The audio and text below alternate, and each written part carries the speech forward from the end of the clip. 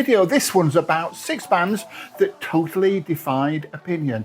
People either love them or hate them, and I'm here to tell you what I think, and I'll tell you a few interesting facts about them along the way.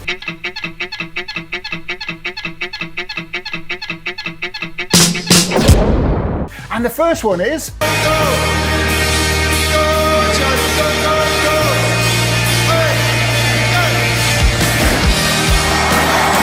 Coldplay. Obviously, you either love Coldplay or you hate them. People who hate them say that they're bland, mum rock they call them. They've got no charisma, they've got no power. They're just like playing music that everybody's going to like, and they know it. And the people in the band have got no life experience. They're just Whereas the people who love Coldplay reckon they've got some fantastic tunes, anthems in fact. Their albums are full of interesting stuff and they change with time. Chris Martin is a master chameleon. He changes the mood with every album. I look at those eyes and I see a girl who reads Zadie Smith, who listens to John Mayer and Coldplay, who...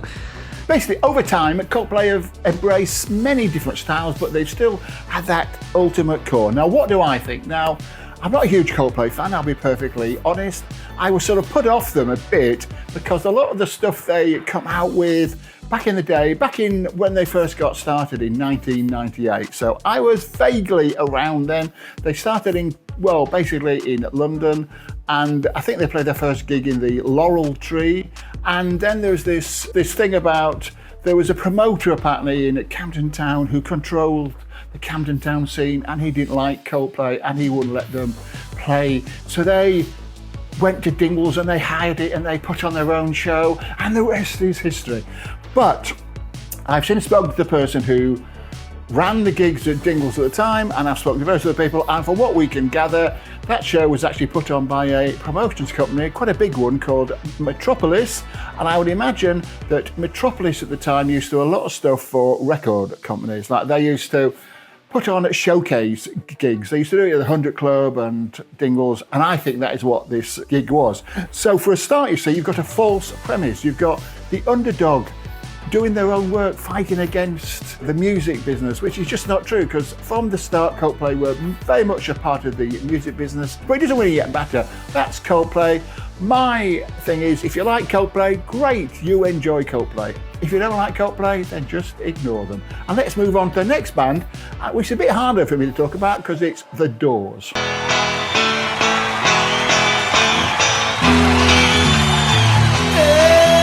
Now, The Doors were obviously one of the archetypal LA bands back in the late 1960s. They made their name really when they did a residency at the Whiskey A Go-Go. They basically played every night and they were the support act, and various acts came in, like them played there and lots of people like that. And they created a style and they got on very well with a lot of the acts, including Van Morrison, and they did Gloria together and things like that on stage, and they developed a thing and they became like the archetypal LA band. The idea behind The Doors was you had Ray Manzarek, the keyboard player, who was a musician, and you had Jim Morrison, who was a poet, and the idea was you would meld the two together. And they got in Robbie Krieger as the guitarist, and they got a drummer and bass player in. But that was the original thing of the band. So people who hate the band say that Jim Morrison was a very poor poet. He was basically a drunk. He was drugged up all the time, and he was very unreliable.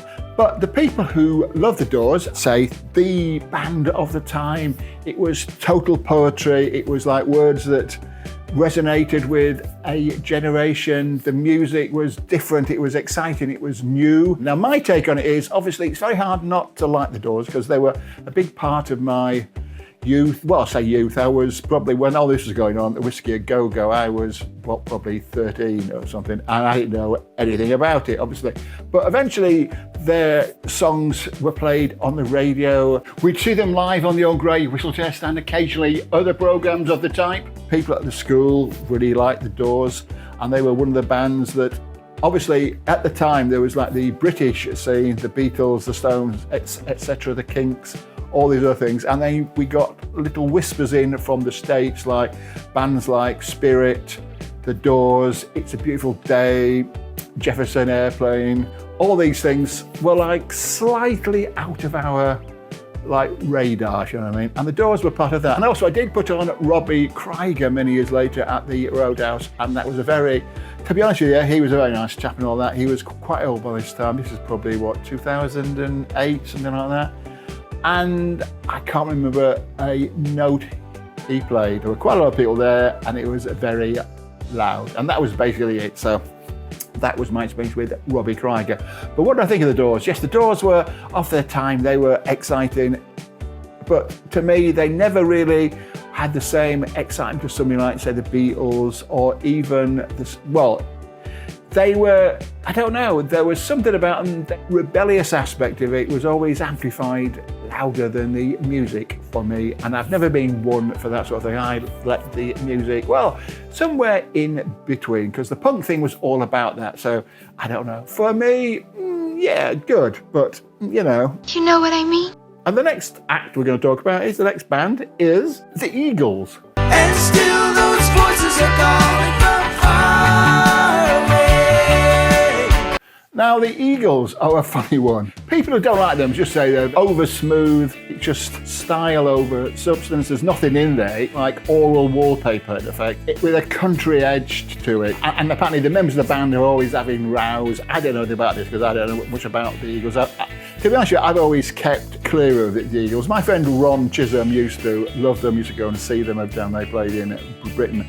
But anyway, we're not doing that, but yeah, anyway, I've got to talk about why people think they're so great. I mean, why, I don't know about Ron, but very slick musicianship, great harmonies, they managed to weld, is that a word? Yes, weld country music with rock, smooth rock, and it was like, I don't know, it was just, I mean, how can you not like the first 100 times you hear it, how can you not like Hotel California? Let's talk about Hotel California. Yes, it's overplayed, but it's a very good tune. And yes, I can see where people like them, but it's just not I'm not really into that smoothness. If I want to listen to something like this, I listen to the Jayhawks, a band, check them out if you've not heard them.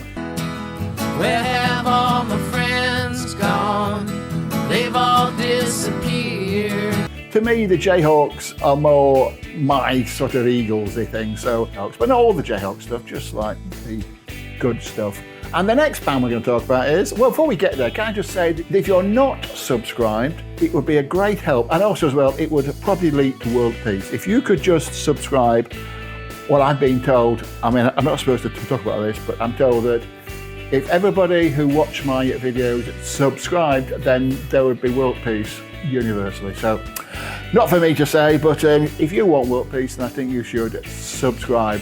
If you don't, just carry on as normal. And if you like this video, like it and share it with your friends. Indeed, anybody you think deserves a good. Also as well, let's not be fair, if there's somebody you particularly dislike, it might be a good idea for you to share my videos with them.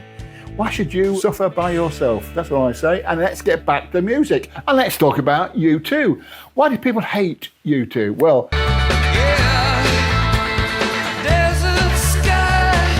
what my script says, because I did, hang on a minute, I have an itch. I did write a script, and I do occasionally write scripts. What my script says is, Bono, enough said, which is a cheap way to get a laugh, but true to some people. But you can't really talk about a person like that. He is still a person. What, you think I don't do pro bono? People say they're preachy, they're corporate, and why would you want to listen to U2? And why do people love them? Well, for a start, they're Irish. A lot of Irish people like them because they're Irish. They were the big stadium rock band from Ireland. I saw them, I can't remember where it was. I either saw them at the Rock Garden or the Half Moon at Putney. I definitely saw them at one of those places, and I remember thinking they were very good. Because I did work in Ireland, I'd already heard the buzz in Dublin, because they were starting to make a name in Ireland, and they came over here, and yes, they made a name here. They were good live band, and they were very good, and the Joshua Tree, was that their first album? That was very good. Later on, when the iPhone was around, I got an iPhone, and everybody who had an iPhone got a free album, I think, wasn't it? At least several tracks. Totally free, appeared on your iPhone. And for some reason, God knows why, people like sort of thought it was some sort of affront for them to give them something. Now, if you don't like it, just don't listen to it, just wipe it. I played it a few times. I didn't really like it, that's the thing. They're not really my kind of music. I can see where they're coming from. So, who's the next band we're going to talk about? Radiohead. We are not the same as if you never let out of the box. To certain people, they're Coldplay Mark II.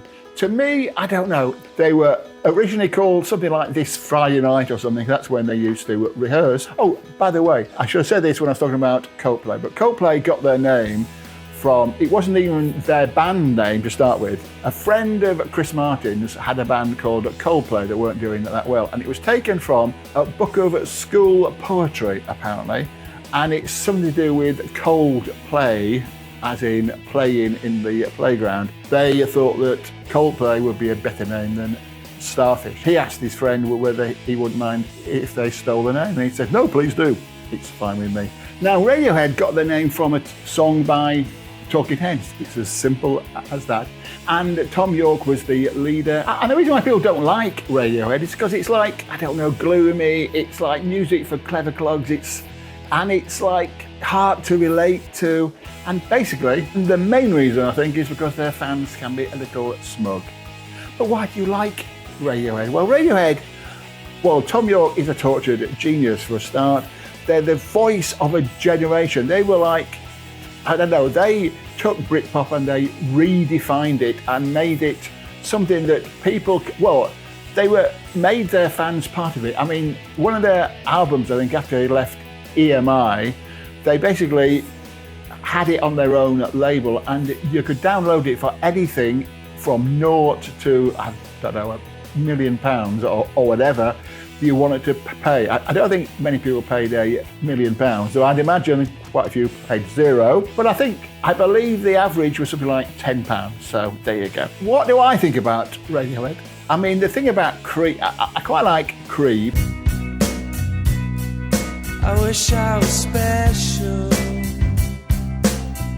I never really got that it was plagiarised. The Air That I Breathe, the Holly song. I never really got that, but I did get when Lana Del Rey got sued by, I mean, it's weird, isn't it? Because like they got sued by the writers of The Air That I Breathe, and basically had to give 40% or whatever of the publishing to them. And then Radiohead sued somebody else, Lana Del Rey, for plagiarising Creep. Undoubtedly, that will for certain. How does that happen? Don't ask me.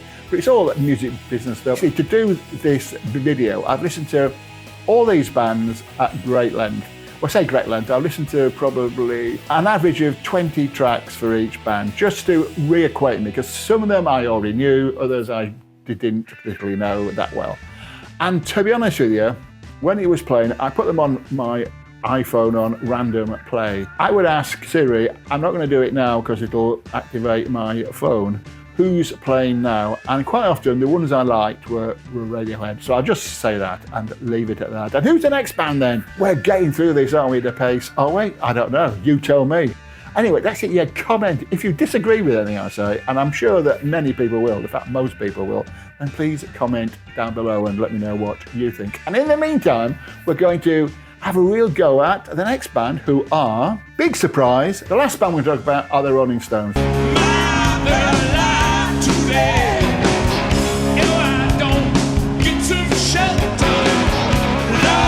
Now the Rolling Stones, to me, well no, let's go through, I keep doing that, don't I? To me, it's all about me. Well, I suppose it is in like a way, it's my video.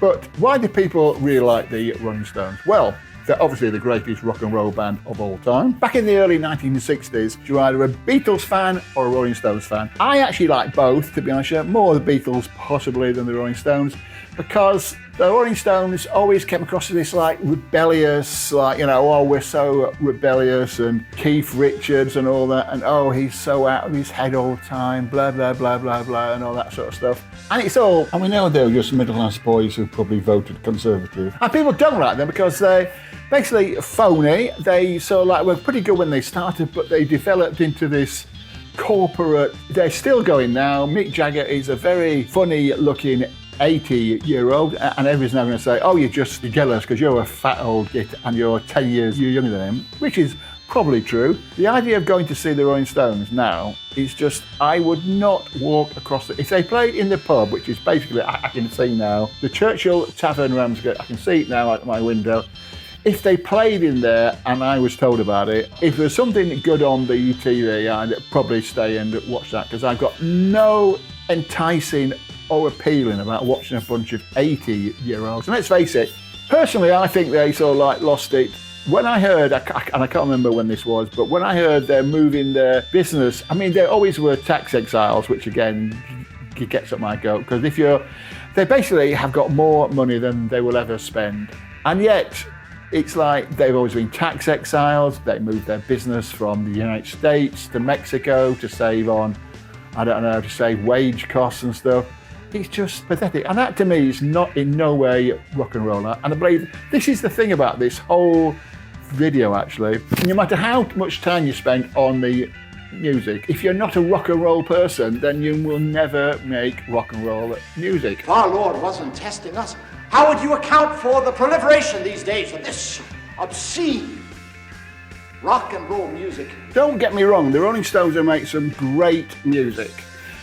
Looking back on their great albums such as Exile on Main Street, Beggar's Banquet, Let It Bleed, Sticky Fingers, but they were all in the 1960s and early 1970s. I suppose Some Girls in 1978 was passable because it had some really good ideas, but since then, not for me. Sorry.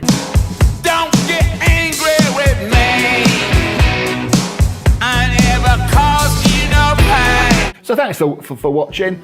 Very good of you to come along and spend your time, and I hope you'll come back again. And if you want to, you can watch this video now, because it's supposedly very good. Well, I don't know. It's not for me to say. Goodbye.